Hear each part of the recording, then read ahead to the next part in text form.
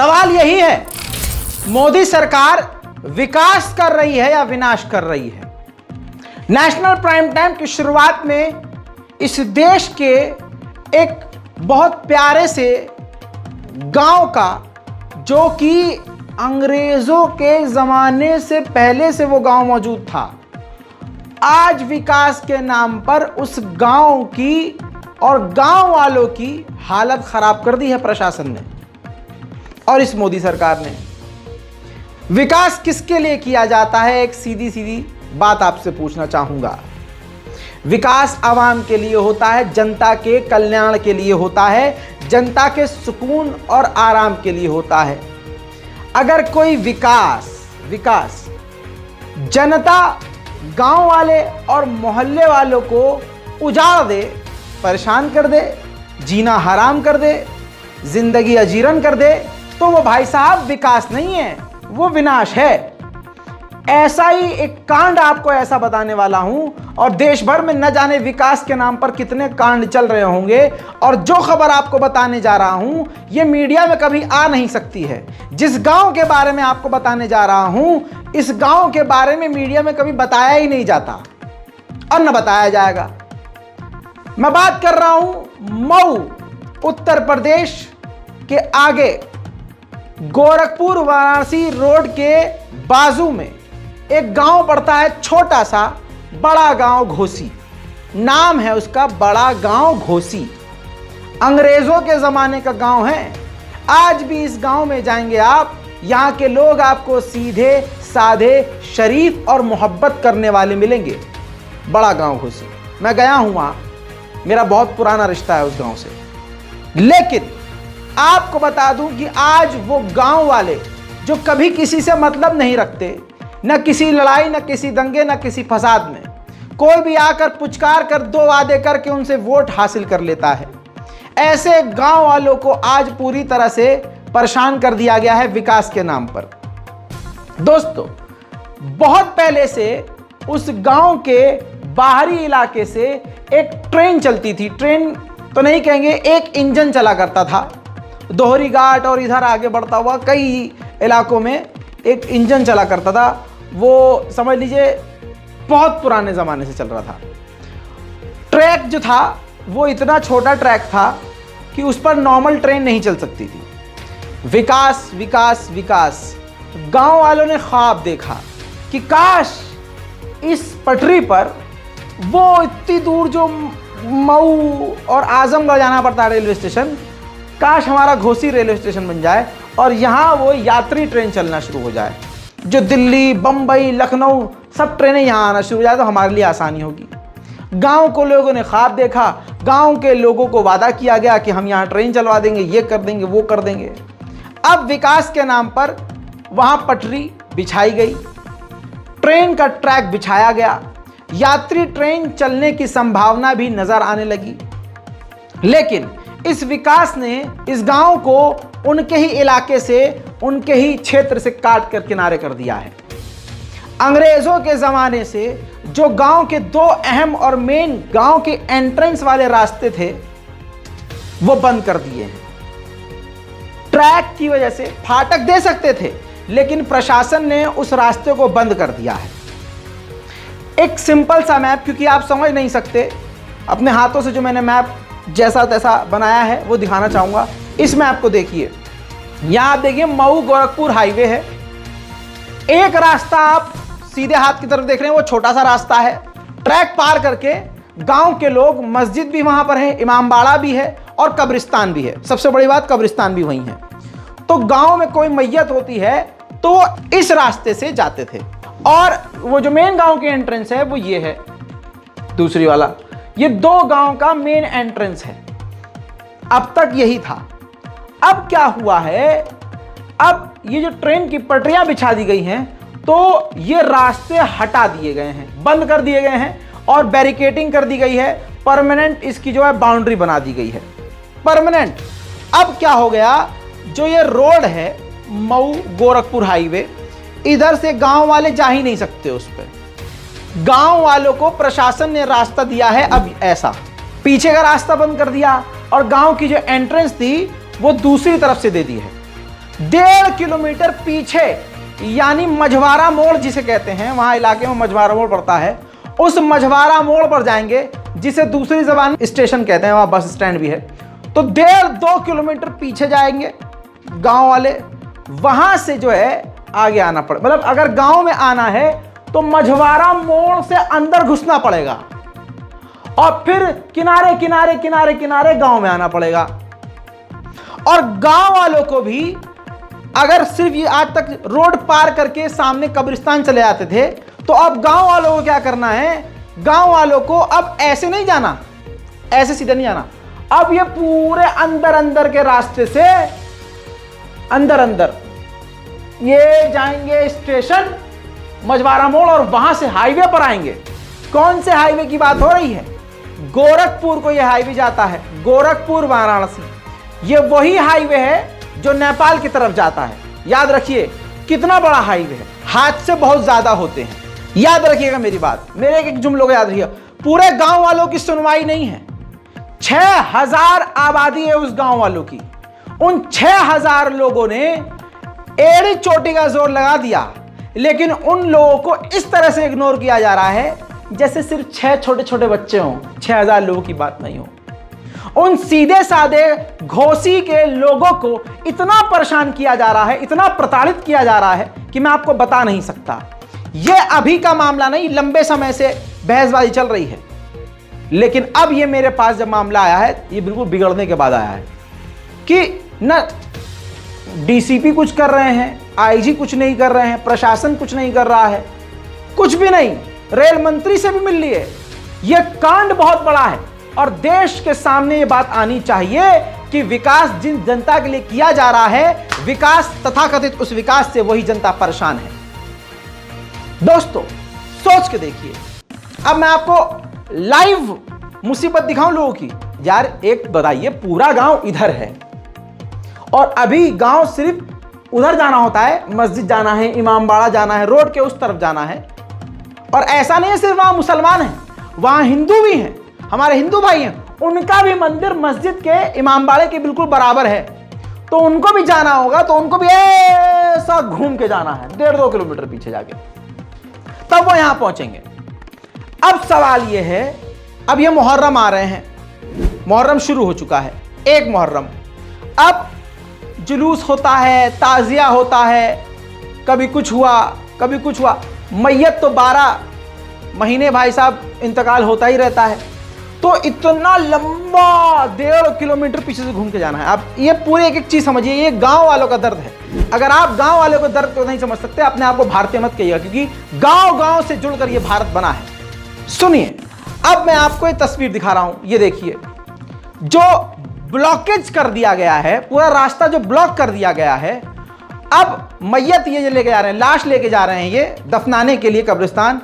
आम जनता को देखिए कितनी परेशानी हो रही है, बैरिकेडिंग लागना पड़ रहा है, क्योंकि जो रास्ता सिर्फ भैया मान लीजिए 500 मीटर का है, उसके लिए गांव वाले 1.5 किलोमीटर पीछे जाएं, फिर हाईवे पर आए, समझ रहे हो? और हाईवे इतना खतरनाक कि पीछे से ट्रक आ जाता है, कभी सामने से ट्रक आ जाता है, 8 चक्का 18 चक्का 16 टायर वाले 18 टायर वाले बड़े बड़े ट्रक चलते हैं। कौन जिम्मेदार है भाई, कुछ हो गया तो कौन जिम्मेदार है? दूसरी बात, ट्रैफिक जाम कितना होगा, ये तस्वीर देखिए आप, कितने लोग परेशान हैं, पूरा गांव परेशान है। अब ये देखिए दोस्तों, मुहर्रम का महीना शुरू हुआ है और आप देखिए जुलूस गांव वाले करते हैं, मनाते हैं, धार्मिक लोग हैं, बहुत सीधे साधे इंसान और धार्मिक। अब वो जुलूस जो लेके जा रहे हैं, जो शबी है, जो ताबूत है, जो वो जनाजे जैसी शेप में कुछ चीज लेके जा रहे हैं, उसको भी आप देखिए किस प्रकार से बच्चे हैं, बूढ़े हैं, बुजुर्ग हैं, उनको वो क्रॉस करना पड़ रहा है पटरी को, और जबरदस्ती जो रेलवे ने बैरिकेड करके गांव को एकदम काट के अलग कर दिया है। अब सवाल ये है, रात को 1 बजे कोई प्रोग्राम हो, 2 बजे प्रोग्राम हो, तो हाईवे पे जाएगी ये भीड़। 2 बातें।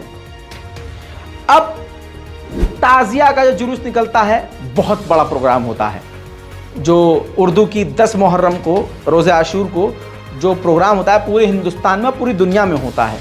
बड़ा गांव घोसी में हर घर से एक ताजिया निकलता है, सैकड़ों ताजिया होते हैं। खूबसूरत बात यह होती है कि सबसे बड़ा ताजिया एक कमरे के इतना बड़ा होता है, कमरे से भी बड़ा।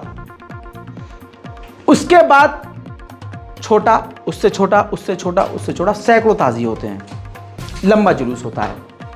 अब आपको एक सिंपल सी बात पूछूंगा, सिर्फ ताजिया इधर से आके सिर्फ रोड क्रॉस करके सामने मस्जिद इमाम बाड़े में चला जाएगा तो ये रोड कितनी देर के लिए ब्लॉक होगा? अगर यहां खड़े भी होते हैं 1 घंटा 15 मिनट, हद से 1 घंटा 15 मिनट 20 मिनट है, इससे ज़्यादा ब्लॉकेज नहीं होगा ना। अब जो प्रशासन ने रूट दिया है वो रूट दिया है कि नहीं, आप पहले पीछे जाओ अंदर अंदर। वो जो रोड दिखा रहा हूं मैं आपको, अभी देखिए यहां से पीछे गए तो प्रशासन ने कह दिया यहां से भाई पीछे जाओ। फिर 1.5 किलोमीटर पीछे जाने के बाद इतना लंबा जुलूस की आबादी में आपको बता नहीं सकता। आसपास के गांव वाले तक आते हैं, दूसरे क्षेत्र से लोग आते हैं, भीड़ आती है पूरी। अब वो अगर पीछे से 1.5 किलोमीटर पीछे से इस मऊ गोरखपुर हाईवे पर भीड़ आई तो ये रूट जो जुलूस जो है इस तरफ से सिर्फ 1 घंटे के अंदर क्रॉस कर जाता था हाईवे। अब अगर पीछे से अगर ये जुलूस आता है इधर से तो सोचिए पीछे से लेकर 2 किलोमीटर से लेकर इमामबाड़े तक पूरा ये रास्ता जाम होगा। रोड कोई 200 फुट चौड़ा नहीं है, 200 फुट कोई चौड़ा नहीं है रोड कि आप सोचे कि नहीं यार एक तरफ रोड खोल देंगे एक तरफ नहीं। बहुत दिक्कत होती है, खतरा तब भी रहता है। जो जुलूस 1 घंटे में रोड खाली कर देता था, अब प्रशासन की जिद की वजह से मजबूरन जुलूस को 1.5 किलोमीटर पीछे जाना है ताजिए को और उसको आगे आना है। तो जो रोड 1 घंटे के लिए ब्लॉक होता था अब वो 2-3-4 घंटे के लिए ब्लॉक होगा। आगे प्रशासन फिर क्या कहेगा? अभी तो प्रशासन मान नहीं रहा है कि नहीं हम तो देंगे ही नहीं रास्ता इधर से। आगे प्रशासन क्या कहेगा कि भाई ये तो रोड ब्लॉक हो रहा है, आप ताजिया जो है अंदर ही अंदर लेके जाओ, गांव से बाहर मत निकालो, उधर ले आने की क्या जरूरत है, इधर ही कर लो अपना जो करना है। यह बहुत बड़ी साजिश है, बहुत बड़ी साजिश है। अब सॉल्यूशन क्या है? सॉल्यूशन क्या है? अब ये 2 रास्ते हैं जिसको बंद कर दिया है सरकार ने, प्रशासन ने। ईमानदारी वाली बात है कि यहां फाटक देना चाहिए दोनों जगह। आप फाटक दे दो, रेलवे के फाटक हजारों गांव में, देश भर के तमाम गांवों के बीच से अगर ट्रेन गुजरती है तो फाटक होते हैं, आप फाटक दे दीजिए।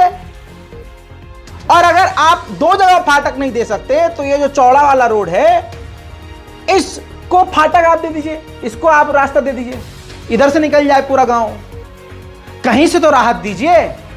अब खबर यह आ रही है कि लगातार दर्जनों मीटिंग होने के बावजूद प्रशासन से, रेल मंत्री से, जो बड़े बड़े अधिकारी हैं, कोई मदद नहीं मिल रही है, कोई भी मदद नहीं मिल रही है। उल्टा खबर यह आई है मेरे पास कि प्रशासन ने कहा है कि मान रहे हो तो मान जाओ हमारी, वरना हम तुम्हें अपना दम दिखाएंगे। क्या दिखाएंगे भाई साहब दम? आप उत्तर प्रदेश पुलिस है भाई, यहां गोली मार देगी, ठोक देगी, यही करेगी। जलियांवाला बाग बना दोगे घोसी का, बड़ा गांव घोसी का, 4 तरफ से घेर के क्या करोगे? जुलूस अभी निकला था, मुझे खबर आई तो पूरी छावनी में तब्दील, हर जगह पुलिस, चप्पे चप्पर पर पुलिस। अरे भाई सीधे साधे गांव के लोग हैं भाई, पाकिस्तान के, जापान के लोग नहीं है वो, सीधे साधे भारतीय हैं, किसी से मतलब नहीं रखते, गांव से बाहर का कोई मतलब ही नहीं उनका। आपको उनका साथ देना चाहिए कि गांव वालों को तकलीफ ना हो। ये कौन सा विकास है भाई कि पूरा गांव सर पकड़ के बैठा है, सारा का सारा गांव परेशान है, यहां मीटिंग, वहां मीटिंग, इधर मीटिंग, उधर मीटिंग, कोई सुनवाई नहीं। इतना परेशान नहीं करो गांव वालों को यार, इतना परेशान नहीं करना। मेरा निवेदन है माननीय योगी आदित्यनाथ जी से कि कृपया करके ये जो बड़ा गांव घोसी का एक बड़ा मसला खड़ा हुआ है, आप देखिए, आप वहां के गांव वालों को भी, हाँ सीएम साहब हैं, सिर्फ जो है लखनऊ के और कानपुर के नहीं हैं, आप मऊ के भी हैं, मुबारकपुर के भी हैं, घोसी के भी हैं। आपका प्रदेश है, आपसे हाथ जोड़कर निवेदन है, प्रशासन को नरम कीजिए, रेल मंत्रालय से बात कीजिए और ये बड़ा गांव घोसी का जो एक बड़ा मसला खड़ा हुआ है इसको हल करने में मदद कीजिए, आपकी बड़ी कृपा होगी। अब ऐसा नहीं है कि अखबारों में ये परेशानियां नहीं छपी, लोकल अखबार की कुछ कटिंग आपके सामने है, हिंदी है, उर्दू है, कई सारे अखबारों में ये छपा है। लेकिन सवाल ये है कि क्या हमने आवाज उठाई है, क्या आपने आवाज उठाई है, क्या आपने ट्वीट किया, क्या रीट्वीट किया, क्या आपने बड़े गांव घोसी के लिए आवाज उठाई। मैं आवाज उठा रहा हूं और मैं हर तरह से बड़ा गांव घोसी के लोगों के साथ और उनकी मुसीबतों के साथ खड़ा हूं। आपसे गुजारिश है कि इस मुद्दे को उठाइए, आवाज बनिए। ये गांव बहुत परेशान है। डर लगता है प्रशासन और मोदी सरकार के काम करने के तरीकों को देखकर। जिस तरह से एक छोटे से गांव को काट कर अलग कर दिया है, डर अब यह भी है, बल्कि मैं तो कहूंगा कि ये तो कोई फिर गांव कोई बात ही नहीं है, गांव का मुद्दा इतना बड़ा नहीं है। अरे जब मणिपुर को काट कर छोड़ दिया, इंटरनेट सेवाएं बाधित कर दी, सब बंद कर दिया इंटरनेट, और इतना समय हो गया है, हाल ये हो गया है दोस्तों, ऐसी तस्वीर वायरल हुई है, माफ कीजिएगा मैं आपको वो वीडियो बिल्कुल क्लियर नहीं दिखा सकता। मणिपुर में आतंकवादियों ने 2 महिलाओं को नंगा किया। कुकी समुदाय यानी ईसाई और आदिवासी समुदाय की महिलाओं को नंगा किया। और इस वीडियो में मैं आपको बता नहीं सकता, मैं बोलने में बहुत शर्म आ रही है। इस वीडियो में मैंने बहुत क्लियर देखा, और ये वीडियो वायरल है ट्विटर पे, कि 2 महिलाओं को, लड़कियों को नंगा किया। इस जो भाजपाई भीड़ है, इसने, हिंदू समुदाय की भीड़ ने, मैतेई लोगों ने, लड़की के जो चेस्ट हैं, जो ब्रेस्ट हैं, उसको दबा रहे हैं भीड़, और जो गुप्तांग है, जो उसकी वजाइना है, उसमें हाथ लगा रहे हैं लोग, कोई भी आकर, और जंगल में ले जाकर उसके साथ बलात्कार किया, और न जाने जिंदा भी हैं कि मारी गई हैं। दैनिक भास्कर की खुद टाइटल आप देख सकते हैं, जिसमें दैनिक भास्कर ने लिखा है, मणिपुर में उपद्रवियों ने 2 महिलाओं को नग्न घुमाया, गैंगरेप का आरोप, वीडियो वायरल होने पर FIR दर्ज। कांग्रेस ने कहा संसद में जवाब मांगेंगे। 2 महीना हो चुका है, मणिपुर पर मोदी जी के मुंह से कुछ नहीं निकला है। हर दिन कांड हो रहा है और हर दिन बलात्कार भी हो रहा होगा, कत्लेआम तो आम हो चुका है। अब जाकर जब ये वीडियो एक वायरल हुई है, जिसमें सच्चाई सामने आ गई है कि बहुसंख्यक समाज का एक खतरनाक झुंड उपद्रवी किस तरह से ईसाई और आदिवासियों के साथ अत्याचार कर रहे हैं, जब ये खुलकर सामने आया, तो पहली बार मणिपुर पुलिस ने ट्वीट किया और कहा कि सारे जो कुलप्रिट्स हैं उनको गिरफ्तार कर लिया गया है, जिन्होंने नंगा घुमाया है महिला को, और कई लोगों के खिलाफ FIR दर्ज की गई है, जिसमें केस किया गया है किडनैप करने का, गैंगरेप करने का, कत्ल करने का। मतलब किस तरह से आप मणिपुर पुलिस की ये बेशर्मी आप देख रहे हैं कि मणिपुर पुलिस 2 महीने से कुछ नहीं कर पा रही है। और अब मैं यहां कहूं कि बेचारी मणिपुर की पुलिस क्या करे। अरे भाई साहब, देश का गृह मंत्री कौन है, देश के रक्षा मंत्री कौन है, एक अकेला सब पर भारी कौन है। बहुत भारी पड़ रहे हैं भाई, आप बहुत ज्यादा भारी पड़ रहे हैं भैया, बहुत ज्यादा भारी पड़ रहे हैं। गोदी मीडिया की नंगई ये देखिए, मणिपुर में भाजपा की सरकार है, लेकिन अपने अब्बा का नाम कोई ले नहीं सकता। नंगे, अधनंगे और जलील होकर दुनिया के सामने आ चुके हैं। आप खुद देखिए गोदी मीडिया के घटिया और गलीज पत्रकारों को। यह चित्रा त्रिपाठी लिखती है कि त्रिपुरा की तस्वीरें भयावह हैं, 2 महीने बीत जाने के बाद भी गिरफ्तारी नहीं होना नाकामी का प्रमाण है। महिलाओं के साथ हो रही बर्बरता की तस्वीरें कलंक हैं। इतना वहशीपन, इतनी क्रूरता शर्मिंदगी से भर दे रही है हमें। अच्छा, तू जो 12 महीने बैठकर हिंदू मुसलमान करती है, उससे देश का विकास हो रहा है क्या? और जरा बता किसकी नाकामी है? मैं पूछता हूं चित्रा से, तू बता किसकी नाकामी है बहन, बता इसको, किसकी सरकार है? अरे कम से कम पत्रकारिता नहीं कर पा रही तू, तो मेरी बहन कम से कम यहां औरत तो बन, बोल कि किसकी सरकार है, कौन वो शख्स है जो छाती ठोक ठोक कर मणिपुर से वादे कर रहा था। हमारे भारत के माननीय प्रधानमंत्री शक्तिमान मोदी जो हमेशा प्रधानमंत्री बनने का ख्वाब देख रहे हैं कि क़यामत तक, जब तक मैं जिंदा हूं, प्रधानमंत्री में ही रहूंगा, उन प्रधानमंत्री ने इन्हीं मणिपुर की महिलाओं का मामला याद है ना, अभी क्या दिखा रहा हूं आपको कि महिला के साथ, लड़कियों के साथ क्या किया गया। उसी मणिपुर के ऊपर मोदी जी ने, मणिपुर के लिए 2020 में मोदी जी ने कितनी लंबी लंबी फेंकी थी। दर्द और दुख और शर्म की बात यह है कि आज नारी को आप नंगा देख रहे हैं, किस प्रकार से क्या क्या किया जा रहा है, गुप्तांग में हाथ डाला जा रहा है, भीड़ नोच रही है उसके जिस्म को।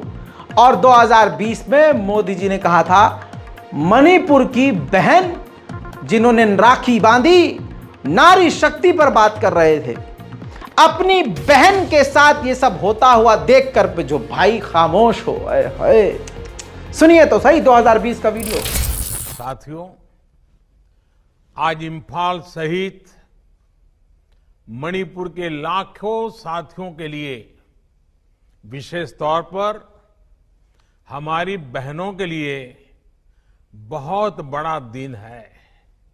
और वो भी अब कुछ दिन के बाद, जब राखी का त्योहार आने वाला है, उसके पूर्व मणिपुर की बहनों को ये बहुत बड़ी बेद-सौगात की शुरुआत हो रही है। 1 लाख माताओं बहनों के जीवन से पानी की इतनी बड़ी चिंता को हम दूर कर रहे हैं। 1 लाख परिवार की माताओं बहनों को उनका जीवन आसान बना रहे हैं। कुकी समुदाय की और आदिवासी महिलाओं की इज्जत को लूटकर कत्ल किया जा रहा है। इसको भी मोदी जी के अंध भक्त, जो मोदी जी के बिल्कुल आंख बंद करके भक्त हैं, वो बड़ी ही बेशर्मी, बेहयाई, और भाई उनका तो संस्कार ही वही है। वो कीचड़ की, गंद की पैदाइश हैं, गंद ही मचाएंगे। लेकिन महिला होने के बावजूद उन लड़कियों के साथ जो कुछ हुआ उसको जस्टिफाई कर रही है एक महिला। जरा तस्वीर देखिए और इसके यूजर नेम से आप समझ सकते हैं कि इसका मकसद क्या है। Mrs Bhardwaj, Modi for PM 3.0 2024। इसकी शक्ल आपको दिखाना जरूरी है, मैं जूम कर देता हूं, देख लीजिए। महिला है, कुकी नेक्ड वॉरियर किल्ड, समझ रहे हैं? यह कह रही है कि कुकी समुदाय की बहादुर लड़कियां मारी गई। ये वो लड़कियां हैं जो पुलिस को धमकी दे रही थी, कपड़े उतारे क्या, कपड़े उतारे क्या, ये कर करके पुलिस को, आर्मी को रोक रही थी कि आगे आप दंगे की जगह पर ना आओ। और इनके साथ आज ये हुआ तो रोने से पहले कई बार सोच लो। और आगे लिखती है, जय हिंद, भारत का तिरंगा। दोस्तों, भारत की कितनी बुरी हालत हो गई है इन आड़ भक्तों की वजह से। ये स्मृति ईरानी को मेंशन करती है और वहां भी स्मृति ईरानी तक को यह समझाती है कि जो हुआ है उन लड़कियों के साथ सही हुआ है, क्योंकि वो देश की आर्मी को रोक रही थी। जस्टिफाई करने के लिए, अपने आतंक को भाजपाई जस्टिफाई करने के लिए कुछ भी कर रहे हैं। एक महिला के लिए बोल नहीं सकती तो कम से कम घटिया हरकत तो मत कर। लानत है ऐसे लोगों पर।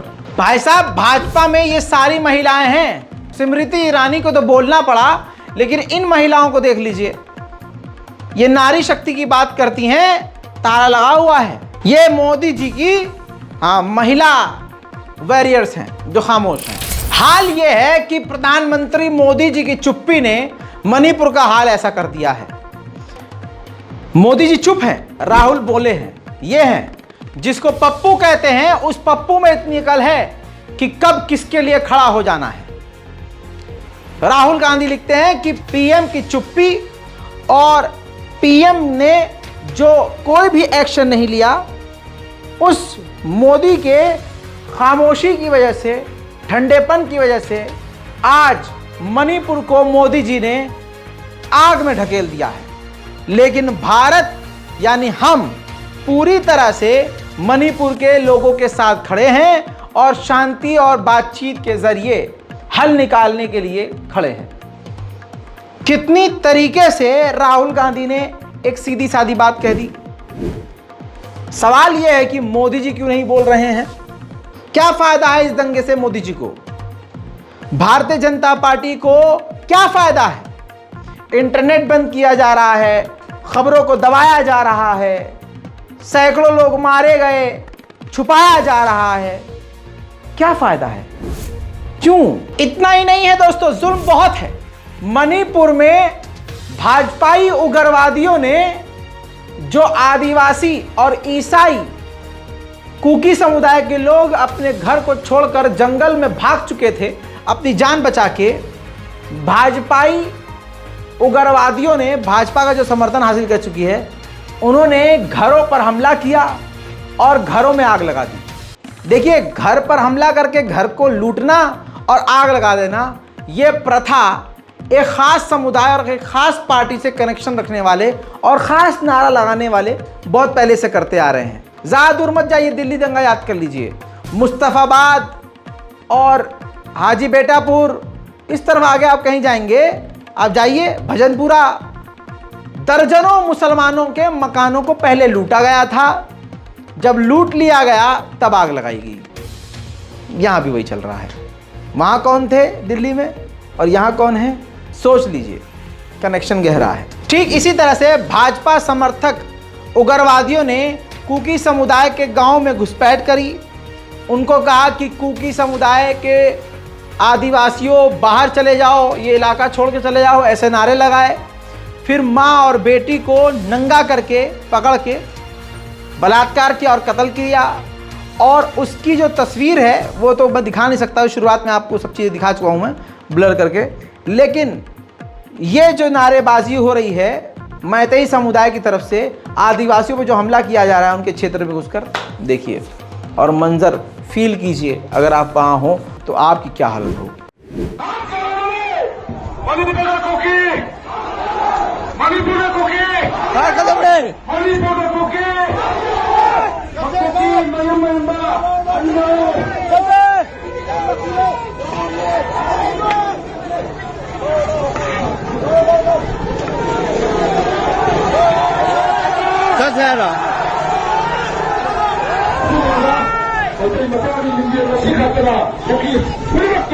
केदारनाथ एक पवित्र स्थल जहां हिंदू समुदाय के लोग जाते हैं, वहां हेलीकॉप्टर की सेवाएं भी होती हैं जिसको बुक करना होता है।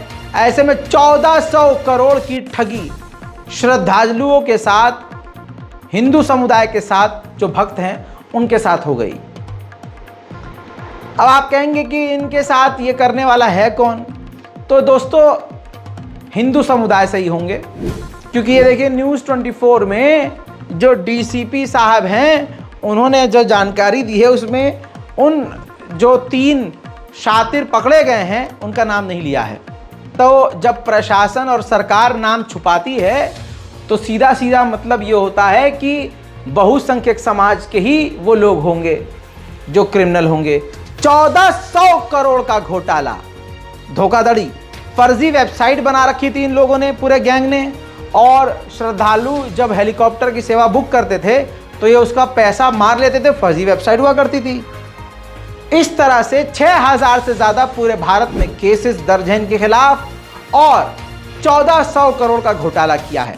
कमाल की बात यह है कि प्रशासन ने नाम नहीं बताया तीनों धोखेबाजों का। मेरे दोस्तों, बिहार के बाद एबीवीपी के गुंडे राजस्थान में अच्छी तरह से तोड़े गए हैं। एबीवीपी के गुंडे और हिंदू समाज के जो हिंदू संगठन हैं वो भगवा गमछा डाले कुछ भी कर देते हैं। भगवा गमछा डाले खबर यह है कि राजस्थान में एबीवीपी के कार्यकर्ता गुंडई कर रहे थे, पुलिस से बदतमीजी कर रहे थे, पुलिस ने रगड़ के रख दिया। दोस्तों, अब आपको बताता हूं आवाज उठाने की ताकत। अगर भारत के मुसलमान संविधान के मुताबिक आवाज उठाना शुरू कर दें तो बड़े से बड़ी मुश्किल हल हो सकती है। आपको मालूम होगा, मैंने बताया था कि सैकड़ों साल पुरानी मस्जिद मुसलमानों की महाराष्ट्र में इल्ज़ाम लगाया गया बड़गांव के इलाके में कि ये जो है, हिंदू समुदाय ने कहा कि ये मस्जिद जो है मंदिर जैसा दिखता है और खाली बैठे हुए ये लोग हैं बेरोजगार। जाकर एफआईआर करके जो है कोर्ट में जो है केस डाल दिया। तो जो इलाके के प्रशासन वाले थे, उस प्रशासन ने मस्जिद में मुसलमानों का बैन कर दिया घुसना, नमाज बैन कर दी कि नमाज नहीं पढ़ सकते आप, क्योंकि अब तो इस पे ठोक दिया है। तो अब पहला कोर्ट से फैसला होगा। अब मुसलमानों ने आवाज़ उठाई, मस्जिद की कमेटी पढ़ी लिखी थी, तुरंत कोर्ट का रुख किया, सारे साक्ष्य दिए। 800 साल पुरानी मुसलमानों की मस्जिद, 800 साल। अब दोस्तों बॉम्बे हाई कोर्ट ने बड़ा झटका हिंदू समुदाय को देते हुए मुसलमानों के हाथ में वो मस्जिद दे दी है। और जो प्रशासन ने रोक लगाई थी, इंस्पेक्टर साहब ने, यहाँ आप नमाज नहीं पढ़ सकते, केस चल रहा है, उनके उस फैसले को रोक दिया है। मस्जिद की जो जुमा मस्जिद की कमेटी है, उनके पास पूरी तरह से मस्जिद का सारा कामकाज वापस आ गया है। अब मस्जिद में दोबारा से मुसलमान समुदाय नमाज पढ़ रहे हैं और उम्मीद है और दुआ है कि अब मस्जिद खाली ना हो और आप भी अपने इलाके और मोहल्ले की मस्जिदों को खाली मत कीजिए। हर जगह मुसलमानों को उजाड़ा जा रहा है, परेशान किया जा रहा है। अब नैनीताल के मेट्रोपोल के क्षेत्र में 136 परिवार वालों को, जो सैकड़ों सालों से, जिनका रिकॉर्ड है कि उनके बाप दादा वहां रहते आए हैं और जिन परिवारों में ज्यादातर मुसलमान हैं, हिंदू भी हैं एक दो, लेकिन मुसलमान ज्यादातर हैं, उनको नोटिस दे दिया है कि आपका ये इलाका, आपकी ये जमीन, आपका घर अवैध है। और नोटिस दे दिया, बिजली कनेक्शन काट दिया, पानी का कनेक्शन काट दिया। सुनिए, समझिए। बहुत बुरा हो गया हमारे साथ। हमने क्या करा? सबका साथ दिया, पब्लिक का, हिंदू मुसलमान को सबको अपने जिगर से समझ बराबर समझा। आज हमसे क्या अच्छी गलती हो गई जो हमें पीछा जा दिया इस उम्र में।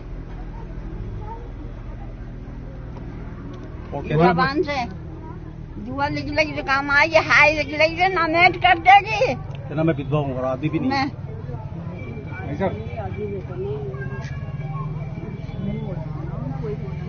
क्या चाहते हैं आप लोग, ये बताइए। अच्छा, सुकून चाहते हैं हम। बोलो जी, क्या चाहते हैं आप बताइए। सुकून चाहते हैं। सुकून चाहते हैं जी। एक चिड़िया भी अपने घोंसले को संभालती है, हम अपनी छत को नहीं संभालेंगे तो ऐसे बारिश में बैठे रहें क्या करें? अरे हमने सबकी मदद करी, हमने किसी के साथ बुरा नहीं करा, मदद करी सबकी।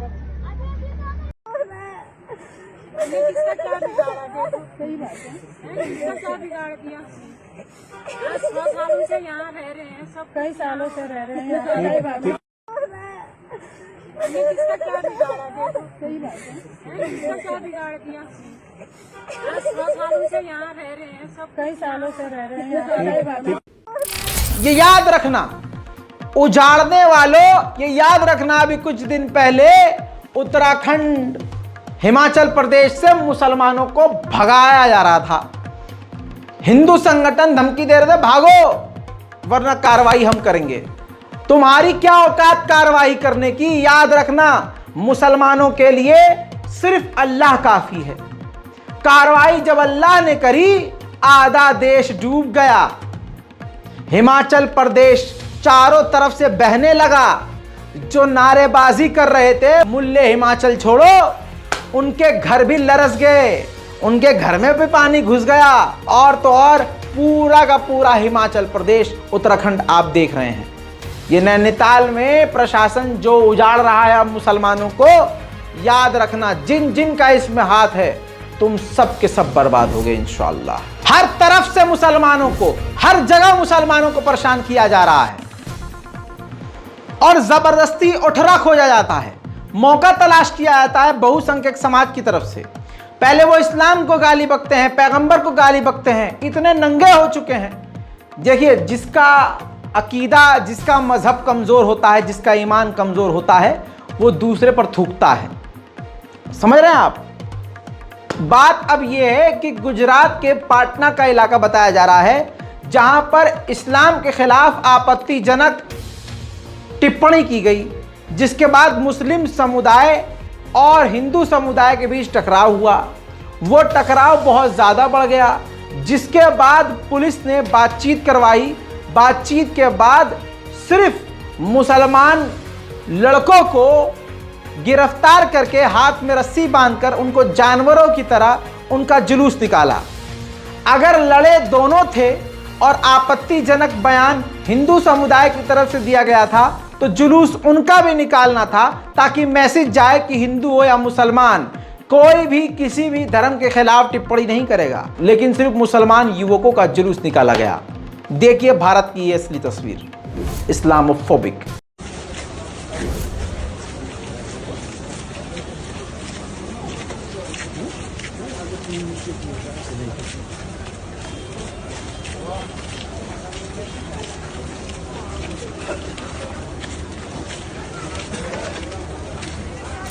देखा दोस्तों, पूरे भारत में कहीं भी नजर उठाइए मुसलमान को परेशान किया जा रहा है। अब अयोध्या में राम पथ जो सड़क है उसको चौड़ा करने के लिए प्रस्ताव पारित हुआ है और शातिराना अंदाज में प्रशासन और हिंदू समुदाय सैकड़ों साल पुरानी मस्जिद जो खजूर मस्जिद के नाम से मशहूर है उसको तोड़ने की साजिश रच रही है, उसकी मीनार को तोड़ने की साजिश रच रही है। मस्जिद शिया समुदाय से बिलोंग करती है और वक्फ बोर्ड से वो जुड़ी हुई है, लखनऊ वक्फ बोर्ड से, और कागजात में सरकार के सामने मान्यता प्राप्त है कि वो बिल्कुल मुसलमानों की है। लेकिन कुछ अराजक तत्व परेशान कर रहे हैं, उस मस्जिद की मीनार को तोड़ने की कोशिश कर रहे हैं गैर कानूनी तरीके से। उस पर असदुद्दीन ओवैसी ने ट्वीट जो किया है तस्वीरों के साथ आपके सामने रखना चाहूंगा। लिखते हैं, अयोध्या में राम पथ के चौड़ीकरण के दौरान खजूर की मस्जिद का मामला सामने आया है। मस्जिद के मीनार को गिराने की गैर कानूनी कोशिश की जा रही है और मस्जिद के जिम्मेदार ने हाईकोर्ट में याचिका दायर की है। मीनार को इस तरह दबाव बनाकर तोड़ने की कोशिश करना निंदनीय है। योगी आदित्यनाथ जी को चाहिए कि कानून का पालन करें और शिया समुदाय की इस ऐतिहासिक मस्जिद का सम्मान करें। दोस्तों आइए जो एप्लीकेशन है वो मैं आपको दिखा देता हूं। इसके अंदर बता दूं कि 1750 में इस मस्जिद का निर्माण हुआ। सन 1750, जब आण भक्तों की पैदाइश तक नहीं हुई थी। इसमें देखिए एप्लीकेशन में लिखा गया है, निवेदन है कि फैजाबाद अयोध्या मार्ग पर मोहल्ला गुर्दी बाजार में एक अति प्राचीन मस्जिद मार्ग किनारे स्थित है। इस मस्जिद का निर्माण 1172 हिजरी यानी 1750 के आसपास में हुआ था। मस्जिद खजूर के नाम से विख्यात है। इस मस्जिद का प्राचीन नाम वक्फ मस्जिद नवाब मेहंदी हसन है। उक्त मस्जिद शिया सेंट्रल वक्फ बोर्ड लखनऊ में पंजीकृत वक्फ संपत्ति है। प्रस्तावित राम पथ के मध्य उक्त मस्जिद का लगभग 3 मीटर का भाग ध्वस्तीकरण होने का प्रस्तावित है। वक्फ खजूर मस्जिद के उत्तर की भूमि नजूल की भूमि है। यदि श्रीमान जी द्वारा मस्जिद के उत्तर दिशा में ही 3 मीटर अतिरिक्त भूमि अधिग्रहित कर ली जाए तो प्राचीन नवाब कालीन मस्जिद खजूर कोई चौड़ीकरण में ध्वस्त होने से बच जाएगी। समझ रहे हैं, मैं आसान कर देता हूं। जो मस्जिद है उनके जो कमेटी उन्होंने कहा है कि आप अगर यहाँ से अगर तोड़ोगे 3 मीटर 1.5 मीटर उधर से 1.5 मीटर इधर से, तो हमारी मीनार और मस्जिद पूरी चली जाएगी जो कि सैकड़ों साल पुरानी है। तो आप 1.5 मीटर इधर से ना लेके आप 3 मीटर उधर से ही तोड़ लीजिए, उधर से चौड़ा कर लीजिए। और हाईकोर्ट में मामला है। बस हर तरह से मुसलमानों को परेशान करना है। शुरू से आखिर तक इस रिपोर्ट में आपको ये समझ में आ चुका होगा। हाथ उठाकर दुआ में मुझे याद रखिएगा।